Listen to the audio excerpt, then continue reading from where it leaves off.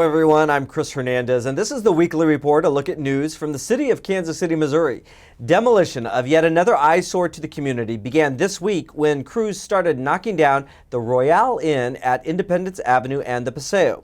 The demolition is part of the $30 million Choice Neighborhoods Grant program that will realign Independence Avenue, improve housing options in the Pendleton Flats neighborhood, upgrade Kessler Park, and strengthen businesses along Independence Avenue. For years, this building has been the center of illegal activity, vandalism, and all sorts of nefarious deeds. That changes today. Today's demolition is an important part of the Choice Implementation Grant and the revitalization of Paseo Gateway in the Northeast. The reason why we're wanting to get rid of this particular dangerous building because, one, there's been a lot of homeless people living in it. There's been a lot of drug sales, prostitution, so forth. And we're just trying to get rid of this to make this area nicer for the city so they don't have to deal with this, the crime and all the activity that's been going on in this hotel that's been closed for quite a while. I think this is emblematic of that approach and that idea that we do have just as much concern for our neighborhoods and to make them look inviting, to, in a sense, do addition by the subtraction of blight. And so we're hopeful that this people will look at this and this project and this demolition today and say that the city is serious about that issue and we're willing to put resources towards it and we're willing to eliminate blight to make neighborhoods look better. If you're a big Star Wars fan, then you know that Yoda is a puppet. But what if the entire Star Wars saga was a puppet show? Paul Messner Puppets explores this idea as they present A Funny Thing Happened on the Way to the Death Star. The show runs 2 weekends, March 30th to April 1st and April 6th through 8th. Thanks to a partnership with the Planet Comic-Con event coming to Bartle Hall, the March 31st performance features real live Star Wars characters in the audience attending the show. Sounds like there'll be some great photo ops at the theater that night. For tickets and more information, go to messnerpuppets.org. The city's Neighborhood Tourist Development Fund supports Paul Messner Puppets. As I mentioned, Planet Comic-Con is once again coming to Bartle Hall April 28th through the 30th. It is one of downtown's biggest annual events, and you will see thousands of costume sci-fi fans walking the streets and attending the expo at Bartle Hall. Go to planetcomiccon.com for more information. The city sponsors a wide variety of events, as you can see in this video, along with more news from our city departments.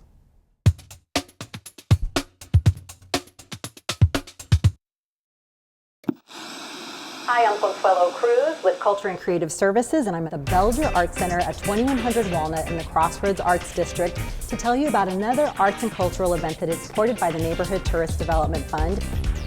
Well, this year we have teams traveling from all throughout the Midwest region. Can you tell us how the festival got started? So it's called Neighbors Celebrating Neighbors.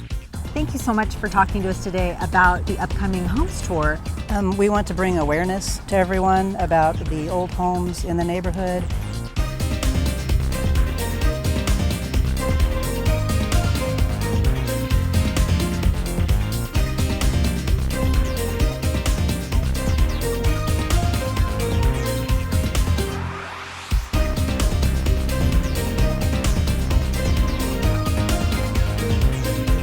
In the neighborhood.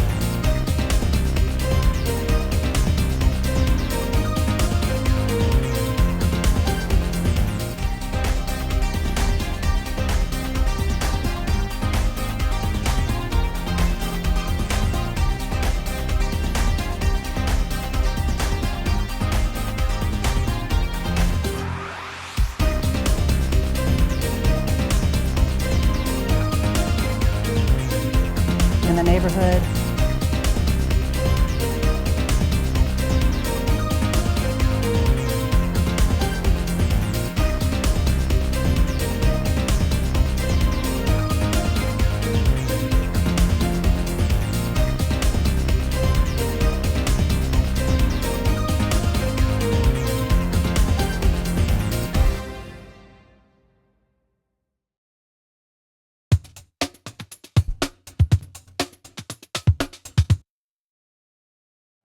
For the first time, a select group of people completed the Citizens Police Academy of the Kansas City, Missouri Police Department.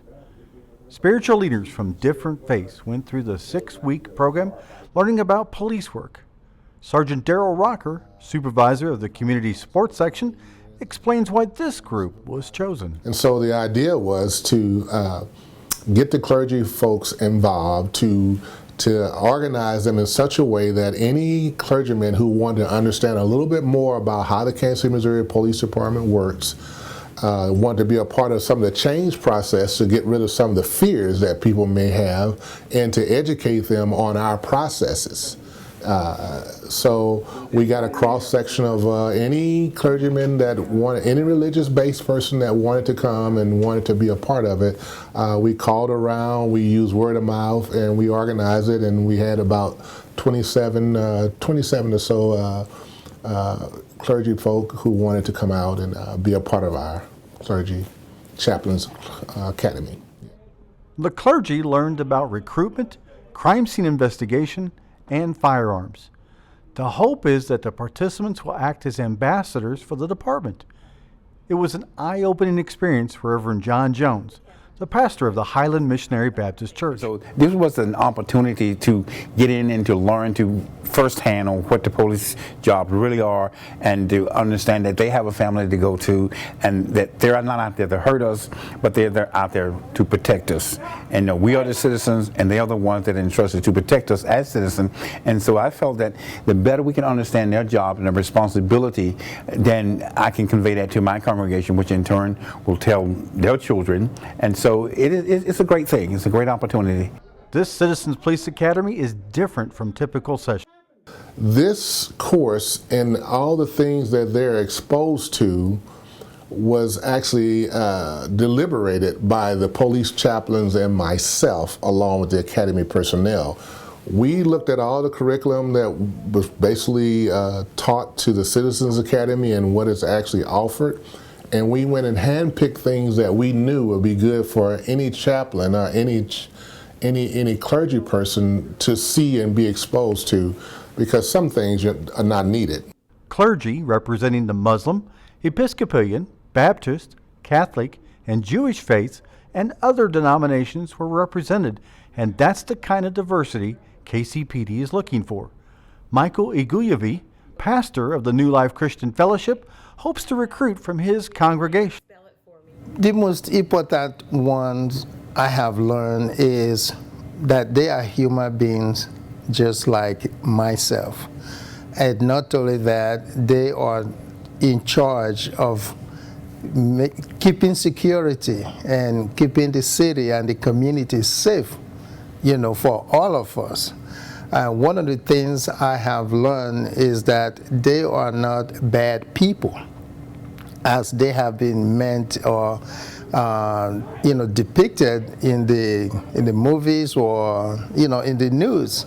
However, understanding how they have to make their decisions, even how they hire their police officers and train them, as well as all the different way they cope with situations that many people do not really know, because we are used to the movies and people do stuff in the movies and they go on and walk away.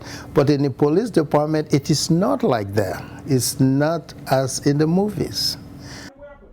Sergeant Rocker says the Citizens Police Academy for spiritual leaders in Kansas City community may be the first, but it won't be the last.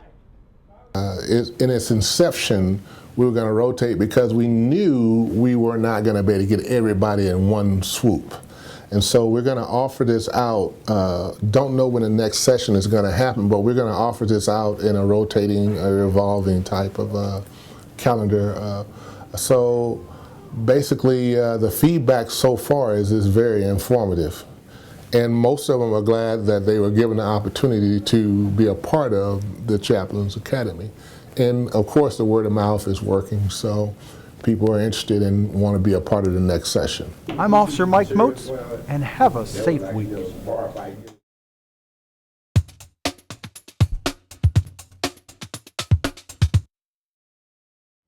First Friday arts and cultural events aren't just happening in the Crossroads Arts District or in the historic 18th and Vine District. They're also happening in Midtown at 37th and Main on the next First Friday, April 7th. Here to tell us about an art exhibition that opens on April 7th is Terry Goddard with The Whole Person.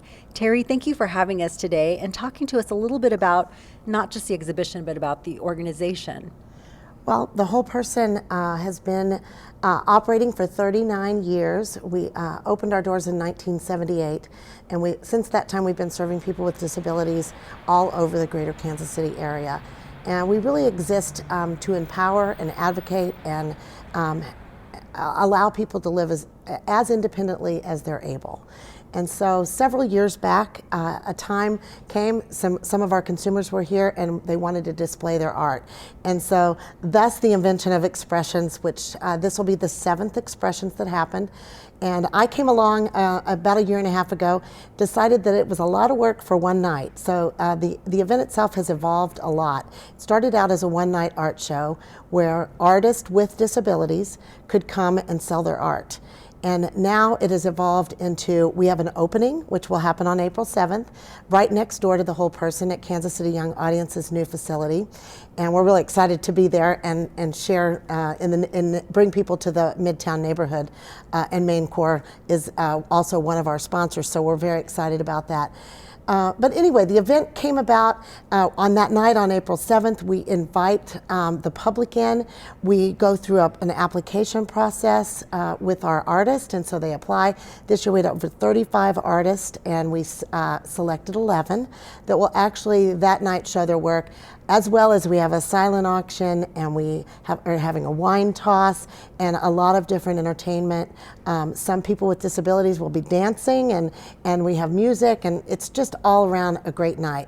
From that point on, the art begins to travel around the city. And we're really excited this year that the Nelson Art Gallery is going to be hosting our exhibit at some point, not in the gallery itself, but in their training facility, which we're very excited about. It'll go to the Kansas City Public Library, Johnson County Public Libraries. So it gives the artists themselves a lot of exposure. You're covering the metro area, and you also, from what I understand, provide the artists with an honorarium. Yes. Every artist, once they get selected, they get an honorarium of $250, which comes from several of our funding sources, of people that support us, like the NTDF grant, Francis Family, Arts KC. A lot of people really pulled together to help us get this event off the ground. So they get an honorarium, and they can use that for anything that they want. Some artists have a difficulty coming up with the funds to have their work framed, and so they have to have things ready and available to hang for us, and so that comes in handy for them in any number of ways, besides the fact that we're using their art for a whole year, so they're not able to sell it for the year, and that's part of their agreement. And how has the art experience affected the people that work on the project or on the exhibition? Well, I'm glad you asked that because I think it's very individual to each artist. Some of the artists come to us and they're very skilled and they're already developed in their professional development, and others are first-time artists, and so they're learning a lot. One of the things that we are adding this year that we're so excited about is adding, through the help of Artist Inc., we're providing professional development for each artist. So they're going to get 4 training classes, which is sort of an express version of what Artist KC takes on the road, and so they're going to really get to grow. They can be together as a class of artists, but they can learn and grow and get as much out of it as they need and want. So I think it's really empowering. Some of these people have never had the opportunity. You know, they do art as therapy, you know, but they might not get out and show it. So we want to give them the skills to know how to do an opening, to know how to market themselves, to know how to sell, to make themselves basically a business, if they so choose. Well, this is a pretty substantial endeavor, but this is just one of your many programs that you have, so you probably need volunteers or throughout the year in addition to your staff. But how would people find out more about how to help or how to be involved with The Whole Person? Well, we do have a lot of different events that people can get involved in. One of them is coming up April 27th, Planting Independence. We do yard work throughout the city for people with disabilities. That takes over 150 volunteers a day. So you can go to our website, there's a how you can help, and it lists all of the events that we have coming up throughout the year that we need volunteer help with. And what's your website? It's www.thewholeperson.org. Well, thank you so much, Terry, for having us here at The Whole Person and for telling us more about your organization. Oh, thank you. We're so excited. And we're really excited that the city's promoting us in this way. It's going to help elevate our event, I believe.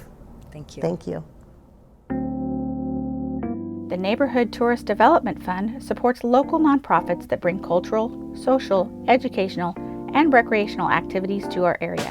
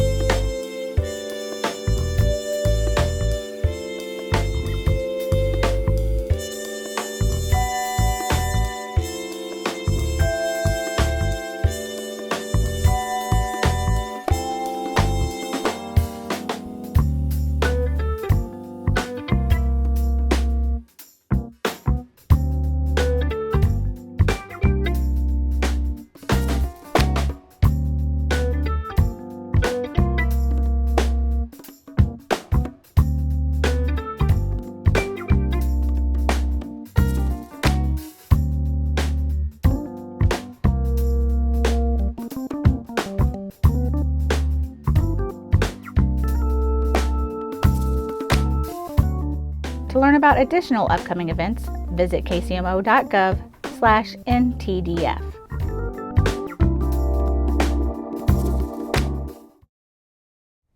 The American Jazz Museum will recognize musical artist John Batiste on April 7th at the Gem Theater with a 2017 Lifetime Achievement Award. Batiste is best known as the band leader for The Late Show with Stephen Colbert. He was also educated at Juilliard and he teaches. Tickets to the ceremony and performance are available at americanjazzmuseum.com.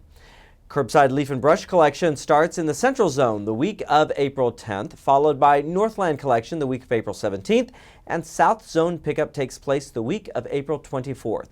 Remember, you may leave up to 20 bags or bundles of leaves and brush on your curb on your regular trash pickup day. The city's leaf and brush drop-off sites are also now open. The sites are located at 11660 North Main, 1815 North Shoto Trafficway, and 10301 Raytown Road. Drop-off is free to residents on Saturdays with identification. For more information about Leaf and Brush, visit kcmo.gov and search Leaf and Brush. Please join us for the Mayor's State of the City Address on March 28th at 6 p.m. at the Nelson Atkins Museum of Art. This event is free and open to the public. However, an RSVP is requested. You can RSVP online at kcmayor.org. If you are unable to join us, there are several other ways you can watch his speech. Tune in right here on Channel 2 or watch via Facebook Live on either the Mayor's Facebook page or the city's Facebook page. We will also live stream it on the city's website at kcmo.gov, and you can also follow along on Twitter using the hashtag SOTCKC. That does it for this edition of the Weekly Report. To view this program again or other Channel 2 videos, just go to kcmo.gov and search Channel 2. That page has a link to our YouTube channel and all of our great programs which you can view on demand. I'm Chris Hernandez. Make it a great week.